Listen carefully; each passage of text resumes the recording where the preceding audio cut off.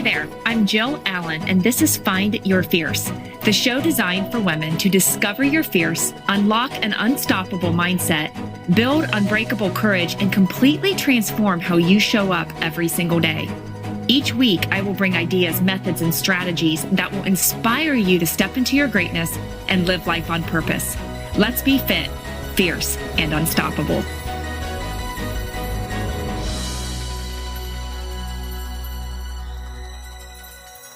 Hey there, gang. Welcome to Find Your Fierce. So glad that you are here with me as we dive into a brand new episode. I am super excited about these next few minutes of our day, but even more so because my husband, Rob, is joining me, and we're going to take a walk down memory lane, and we're going to share with you a major transition in our life. It's going to be good. So before we go any further, though, I have to ask you, are you needing a speaker for an upcoming event or conference? If so, I am your person. I would love to bring the Find Your Fierce message to your next function. And so to book your event, message me at jill@jillallencoaching.com. And I love that you're here listening in and spending time with us. So honored that I get to be a part of your day. You're just also amazing. And I thank you for your love and support. And so if you can give your feedback, your reviews, and I just love that you share this podcast and the Set Free message with your friends and family. If you could keep on doing that, that would be incredible, because you are helping this movement as it helps reach more women and it impacts more lives. And that is certainly what life is all about. So thank you so much again. Okay, so let's bring Rob on. Rob, are you here? Yes, I am. Hey, how are you? You're asking me how I am? Yeah. Oh, this is good. This is going to be good. Guys, this is his all-time favorite thing to do. He loves speaking in front of people. He loves using his voice. Don't you? Yeah, not quite so much. I'm kind of the opposite of you on that end.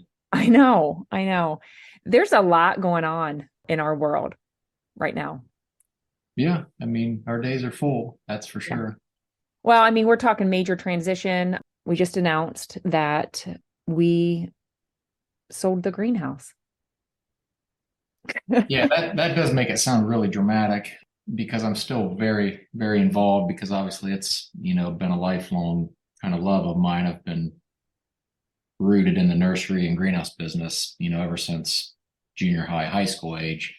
But yeah, we are in the process of transitioning it completely to Brian and Kindra Neely, which is really super exciting to see it, still stay in really good hands and know it has a great future ahead. Yeah. Well, no, it is an exciting time. There's a lot of, excitement, anticipation. There's so much hope. There's all these new opportunities, but at the same time, we're stepping into the unknown, and all of that kind of comes with it. I mean, the greenhouse has been around for, oh my gosh, 103? Is it 103 years now? 1920, I think, is when it was first started. Yeah, which is absolutely incredible, especially when it comes into the retail side of things. That just shows how much Lancaster and the Lancaster community loves Lancaster Greenhouse. And it's just such a blessing to be part of that history and legacy. And it's kind of like, I know you don't like this term, but we are passing the torch. It's like we're transitioning, and Brian and Kindra are taking that over. But I want to go through, walk back down through memory lane and kind of start, because this is huge. I mean, it really is. When you pour everything into your heart, your soul, your time, your energy, you've built a family and bring culture to something, and you pour into it for 23 years. And then now where, there's kind of there's closing piece to it. I mean, we just can't dismiss it. And I want us to go through all the amazing, just to kind of go back, how it started, how we've grown. I mean, we weren't even married at the time that we purchased this back in 1999. And I kind of want to go back through that and just share some good moments, some not so good moments, and focus on all the things with this. So what do you remember? Take us back to 1999. Well, I mean, obviously that's, a few years back. Not even the good moments, the great moments for me looking back would probably mostly revolve around sort of what you touched on. The community, obviously, that would be number one, because without that support, especially early, because we were kids. I mean, you were 22, I think I was 24. we basically had community and customers come and support us just because they knew we needed help.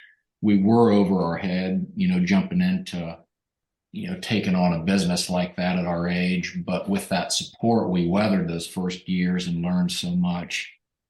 It was amazing. And, because I look back, my mom actually made us a scrapbook of, the transition when we took over. And it's neat to see a lot of those pictures had, customers and things from year one that I saw, all 23 years. So it's just amazing, from that standpoint to the community. It's just, wow. I mean, that is number one to Well, have that support. speaking of those pictures, I have to laugh because we were looking through those just the last couple of weeks too. And one, we were so young. I mean, our oldest is 20 right now. Our second is 19. And so when you're looking at, there's just a few years difference, but we were wearing our beer t-shirts and we were just digging in. I mean, like you just had to laugh. I think it was an out or in t-shirts Yeah, it that was we the were softball wearing. team we were on at the time. Yeah. Yeah. And so it was just so fun to go back and look at that. I remember you had a landscape company. You were 2 years ahead of me in school. I had 2 years left up at Ohio State, and you went back home. You started your own landscape business back there while I finished school. And then we were going to get married, and we didn't really know. We were in a transition time. We didn't know what we were going to do, where we were going to live. We just didn't know. And so I think my parents might have said there was a greenhouse for sale. So I called you up and I said, there's a greenhouse for sale. So clearly over the phone, like, I don't even know anything about a greenhouse. I'm a landscaper. I'm like, yeah, but it has an apartment up top. We could live there, and we could just do it. And you're like, okay. So what did we do? I mean, we called, it was George and Pat Yeah, Johnson. George and Pat Johnson owned the greenhouse at the time. So that would have been back in, I think, 98 or It 99. was 99. It was fall of 99. 99. Yeah. Yeah, I mean, the cool thing about that is I mean, I'm sure you remember this too. We walked in and I want to say it was the very first day we go in. It's hot. There I do was a remember that. breezeway kind of right that connected the showroom front store area to the greenhouse. And they were sitting on these old milk crates eating lunch together. Yeah. Holding hands. We look at that, we're like, we're sold. That's the life we wanted, because they were such amazing people to buy a business from. Because I mean, there's a lot of kind people in the world, but they were probably two of the very nicest that you could ever meet. And I just remember like when they would sell the business, most people like try to skirt around or hide things that might be wrong. And Jordan was always the first, like, okay, if you get it, you'd have to, fix this or that's wrong. And he made it a point to point out everything we'd have to attack and fix. And they were just so honest and loving. I think, we saw that and thought, man, that's what we want, for ourselves. So that's just kind of a piece of the story that I remember. Yeah. Well, I mean, it moved pretty quickly. I think we took it over that fall. I mean, it moved very quickly. We got married in December and we opened in the spring of 2000. I mean, our family got to work, our friends from college and have just poured their weekends in to renovations and fixing things. And it's just that overload. Past coaches even came. Coach Cheek came. I Yeah. mean, spread gravel. I mean, all the people just came in and we opened it and that spring and it was like, whoa. And you were landscaping as well and going to appointments. I remember this as a pivotal moment. That first spring, I think that we were married. I was teaching. I was fortunate enough to get a long-term sub position, teaching, coaching, and it helped so much with extra finances. I remember insurance and all the things that come with owning your own business. But you would get up in the morning, work your tail off all day, go to landscape appointments in the evening, and then you would stay up till like 2 a.m., 3 a.m. doing landscape design for people. And then you would get up the next morning and do it all again. And it was on repeat. And it was just like, wow, what is it that you're going to focus on? And you knew that you couldn't do that for the next year. And I remember saying, like you said it, do I want to be good at both, or do I want to be like great or build something great? And you had to make a call. Yeah, yeah. I mean, obviously that wasn't sustainable keeping up with that kind of pace. It was tough because my background was actually in landscape, going degree in landscape architecture. So that was my comfort zone. But then that first year, I realized, wow, the greenhouse, the horticulture end actually was more enjoyable. And I knew long term that would obviously be better suited, because it's not so physical. It was something I'd be able to keep up with for, a long time. So yeah, we decided early that we wanted to focus on growing the greenhouse and the garden center, and we kind of stepped back quite a bit from the landscape portion just because we knew we couldn't do both. Yeah. It's so hard to try to do both of those and be good, not good, but to be great at those was virtually impossible because your focus was just too spread around. Streamline. Yeah, I just remember making those decisions and like, what do we do? And what direction do you take? And what's next? And, how do you build? How do you scale? How do you create a team? And speaking of team, guys, there's so much that we can learn from all of this, whether it's a team within the family, a team in your workforce, team, if you're leading a business, the culture that was created. I mean, we have team members, gang. I mean, I don't even like to call it staff, or I don't even like to call them, the workers. It's like, this was our family that have been with us. And there are some that have been with us for 23 years still, and they're still coming back next year. And just the how they pour into it, and they just made it their own. I mean, what do you have to say about the culture and the family that has been created? And a lot of it goes to you, and I'm bragging on you because seriously, you have worked so hard for our family and have invested so much time taking care of everyone. So yeah, I'm bragging on you a little bit. So that family or the culture that has been created in the greenhouse, it stems a lot from you. I mean, what do you have to say? I think using the word family is probably the very best way to describe, everybody that's helped at the greenhouse, currently, past, present. Even, start from year one, I worked at another garden center prior to us buying the Lancaster greenhouse. And I remember even one of those key employees, Bob, he took time out of his schedule and drove, 3 hours down and sat all day with me and looked at the property and said, okay, gave me 5 pages of notes of plants to grow and focus on. And without that, knowledge going forward, it would have been disastrous because he gave me 20 some years of knowledge in one day. So I had past employees or past, I guess, coworkers at the time come together as family. And then as we, got going, we just met one great employee or family member, at a time. And it's been, probably in the hundreds now that we've had come and go. And we still have a core group, like you said, 20-ish employees that most of them have been with us 15, 20 years or more. And it's just unbelievable. And, I joke with the Neelys that, greenhouse runs itself. They still tease me because obviously it takes an absolute army to run it because there's so many pieces to it. But what I kind of meant by that is you and I were blessed that, with our family and as it grew, we were always able to step away.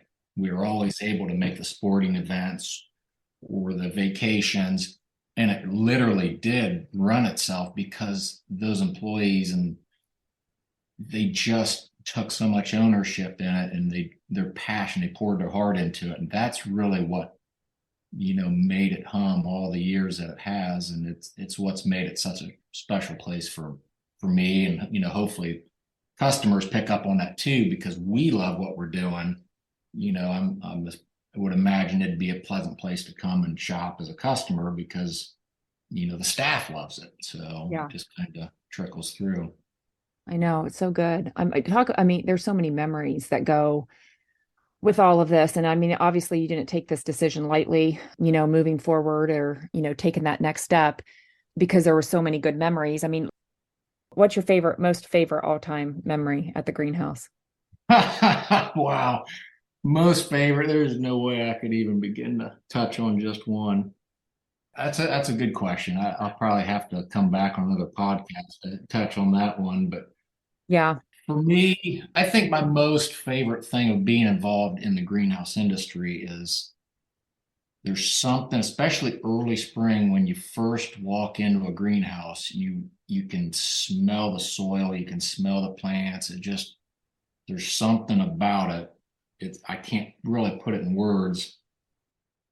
It just feels right. Like I just remember that when I was really little, going with my mom to a family greenhouse. That I think my double or triple great grandpa started. It's still in business up north, McAdams Greenhouse. I remember walking in there as a kid and just walking through the old boiler room, and you could just smell the potting. It was just such a amazing smell, and I kind of always remember that. And that's probably one of my very favorite things still to this day. Yeah. I mean, all I can see is like our kids going down the ramps with on the wagons and the carts. Yeah, not pulling the wagons, riding the No, wagon. they were riding the wagons. I mean, Houston, I mean, taking charge at the cashier. Just loved all that, knowing how to, drive the skid loader. And I mean, how our kids grew up in it and they just were running around like little rugrats. Harrison and Hayden and Colton always building forts and sneaking vegetable plants to build their gardens that they would plant and then leave for dead the rest of the summer.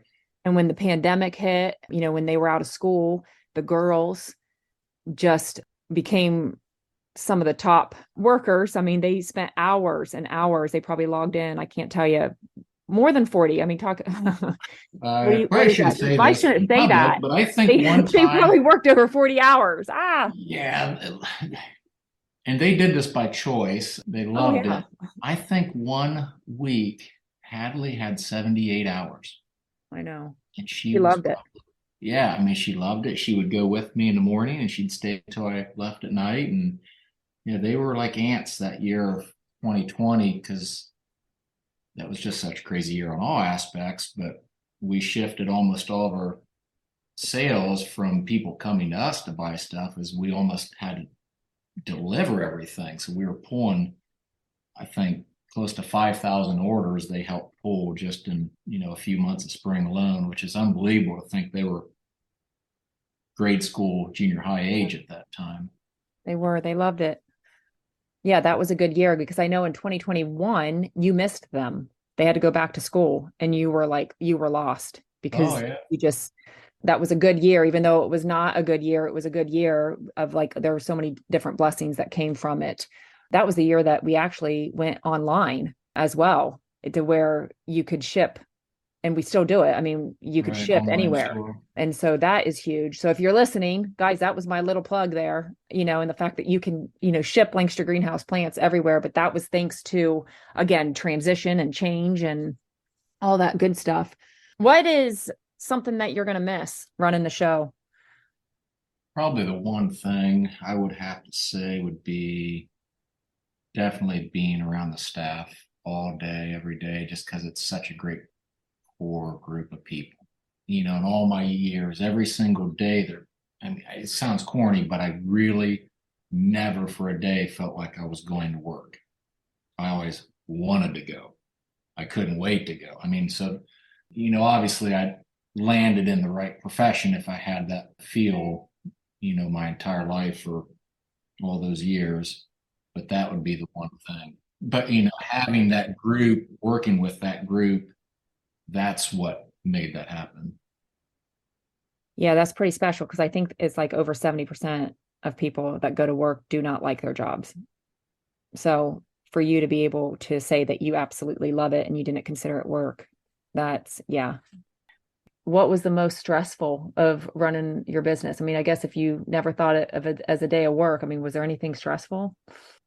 Stressful. Yeah, I mean, I would say probably the most stressful is the seasonality of it, especially at first. when we first started, now we have the new leaf market, that's in place, and we do a lot with the holidays. And over time, we've focused on all the seasons, but early on, we were so seasonal. I think at one time I figured out that 85% of our sales came within a 5 week period. Mm. So, work wise, that's a huge challenge to make it all happen. But also then you have, the whole cash flow thing that goes with it. You have to, so that was probably the most stressful, I guess. And it got better over the years because we did add and grow different components of the business to kind of help alleviate some of that stress.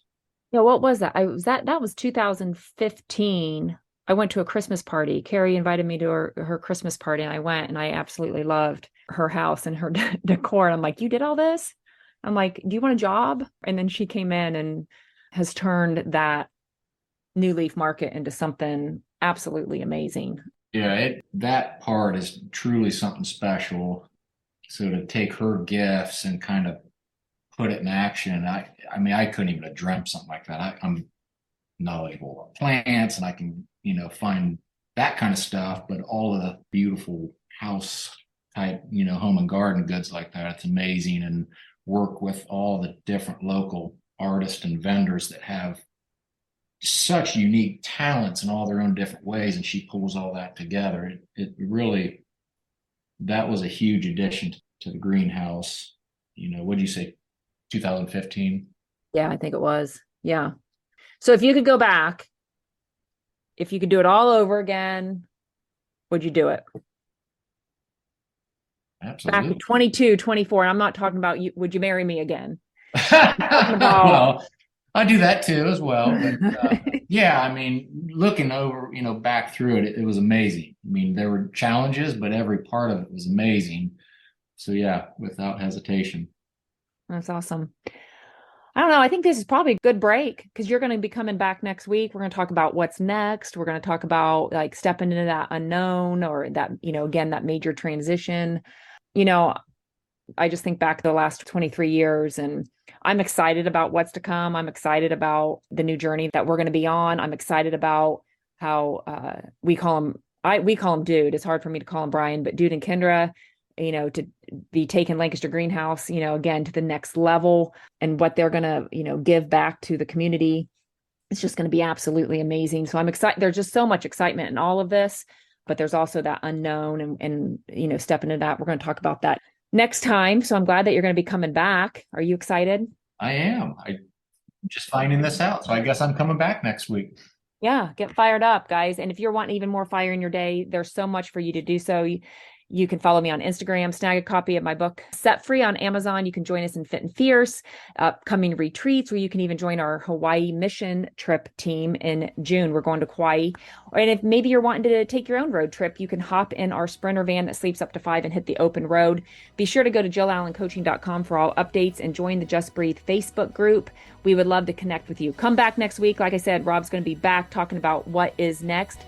Thanks so much for joining me today. I pray that we filled your heart with joy. If you could let us know before hopping off here, that would be incredible. Subscribe, share this episode link on your social media if you felt encouraged or inspired, as we all know someone that can benefit, and I would love it if you would give some feedback and a review as well.